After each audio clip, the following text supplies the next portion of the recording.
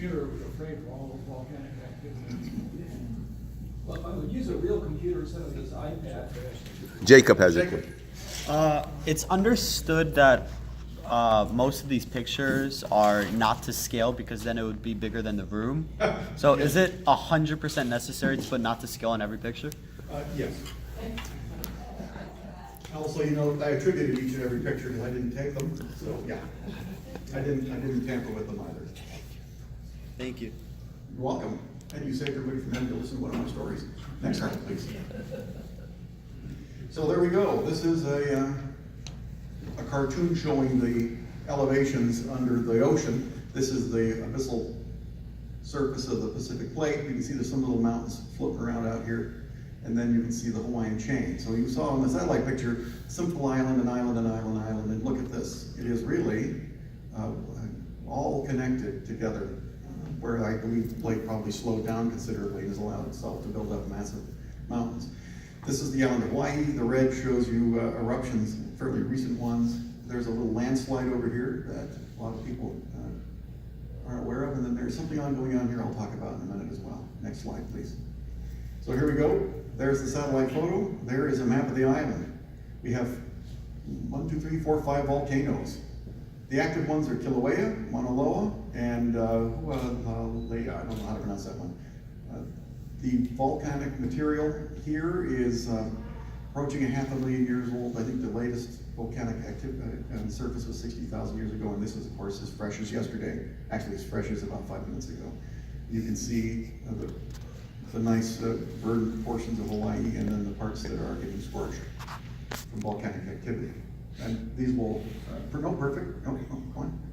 So that diagram is now switched up to here, and you can see I've highlighted that particular volcano. Note the shape. When we see volcanoes, we think of Mount Lassen, Mount St. Helens, well, before it blew up, and things like that nature. The ones we think of are very tall mountain peaks, and they're andesite volcanoes. They have a very viscous magma. It's usually a mixture of basaltic magma and whatever granite got dissolved in the magma as it came up, and it tends to build very high peaks.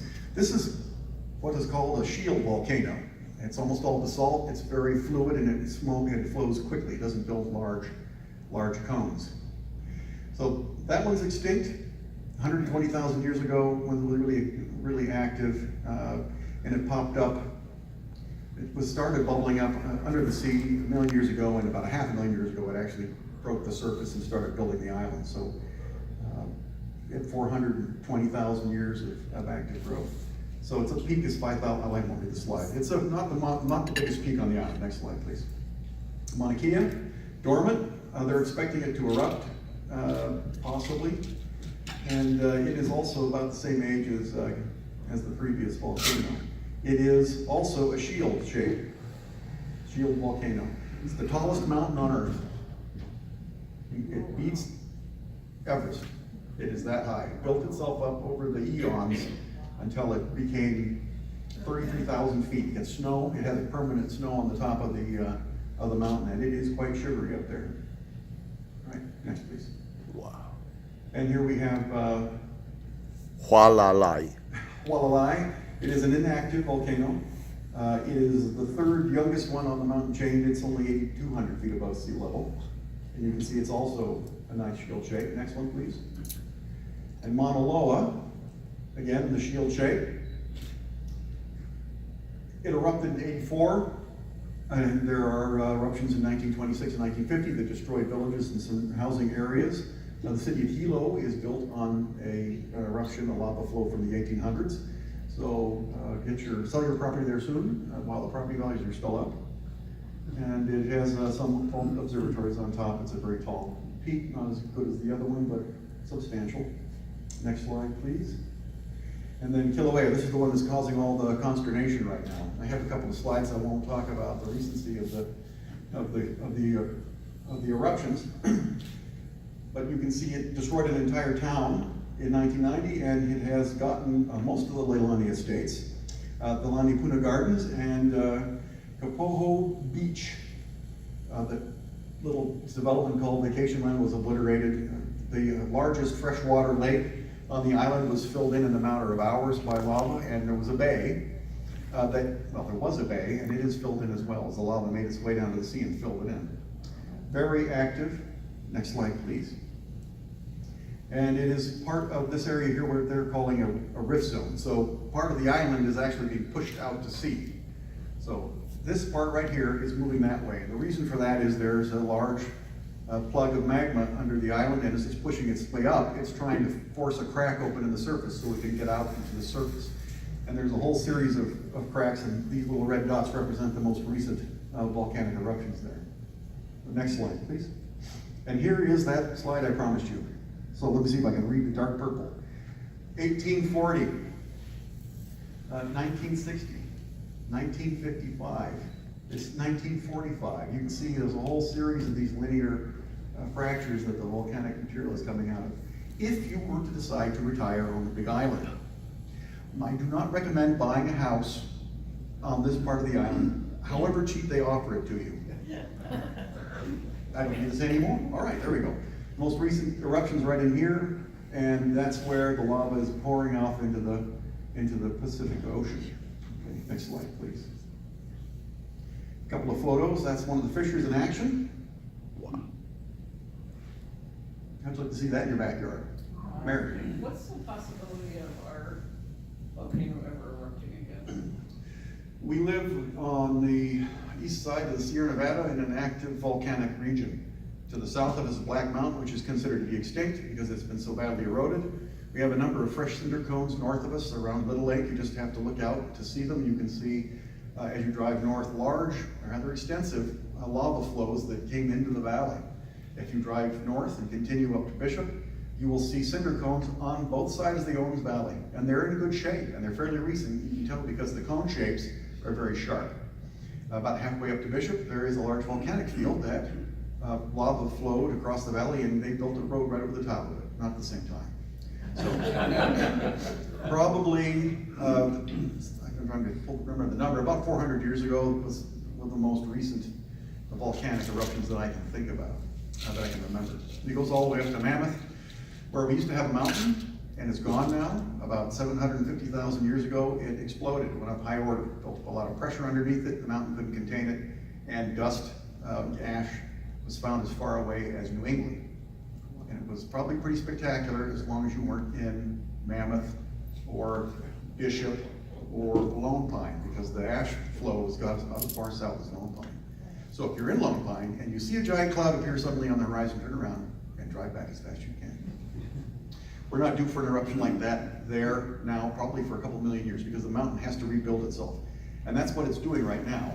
Every 10 to 15 years, there's a series of small earthquakes in the Mammoth Lakes region, and it represents isostatic rebound. So there's a big mountain range, and the mountain in the middle of it, and the mountain's gone. There's all these other mountains there, and they're pushing down on the plastic rock, and that's pushing the plastic rock up in the middle.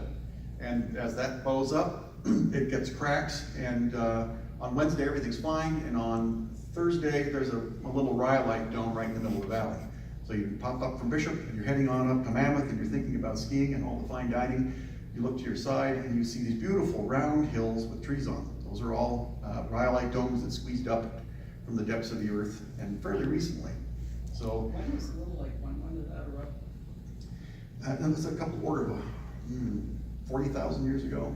It's not recent, but it's recent enough. So there's an interesting thing that Mary brings up from my last presentation. There is a series of small tremors going on just north of that area, the Cinder Cone Mountain, up by Fossil Falls. And it is on the California and USGS map of places that they are watching for eruptions. And those tiny little earthquakes are pretty shallow, which suggests there's something going on underneath. There's also an area like that up in Sonoma. There is a volcanic field that is currently experiencing a lot of little earthquakes, and that means the ground is on the move. Something is happening up there. So if you save your money, you may be able to buy lots of property in Sonoma soon. So, yes. Have they had any more of those gas-like escapes up at Mammoth, like they were having a few years ago when they were warning people to stay out of the valleys and stuff? They had a high level of carbon dioxide being released. It's one of the gases that comes out of volcanic eruptions. So this is interesting. People are concerned about carbon dioxide released into the atmosphere by human activity. One volcanic eruption dwarfs all human carbon dioxide release combined. You used to be able to find those papers when you searched on the internet, but they have all been pulled. But the there's all sorts of gases, and carbon dioxide and water, as it turns out, are two of the biggest gases released. We have not had an outflow of carbon dioxide up there of that magnitude. The USGS says that's responsible for killing the trees. I think that it is dangerous to mammals, but trees like carbon dioxide, and probably what happened is there was gas was very hot, or brought hot water up when it was coming up from the bottom, and it just basically cooked the roots of the trees and killed them. But there was a cabin up there where one of the park rangers was in there, and they felt faint within 5 minutes, and they almost passed out and died. The CO2 levels in the cabin were so high. So if you're in an area where there's no wind, and to carry away the carbon dioxide, the concentrations can build up and be quite severe and cause death or serious injury. Did that answer your question? Yes. Okay, now that I've cheered everybody up. Next slide, please. Oh my God. That's a geothermal power plant, conveniently located next to geothermal energy. You can see there's a crack in the ground right here. That's the fissure, and this is the lava pouring out. So why isn't it all bright orange like that? What happens is the tops of these flows cool off, and they build a little crust, and the crust insulates the lava underneath it, and ultimately you get what we call lava tubes, where the lava is rushing 10, 20, 30 miles an hour through these tubes on their way to the sea, and it keeps them hot so that they just can go 10, 20 miles and before they finally debouch. Next slide, please. And this is the Lonely Street. This is in your, if you see this on your street, you want to stop the intersection and let it pass. Don't try to fight it for the intersection.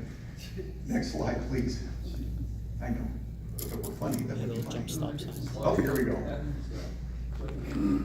So we were up doing some surveying with my friend Jim Bremer. We're up by Lone Pine, and my sister was there, and my father, and Jim and I were carrying these beastly big surveying poles around, and this dog ran up over the bank and jumped into the aqueduct.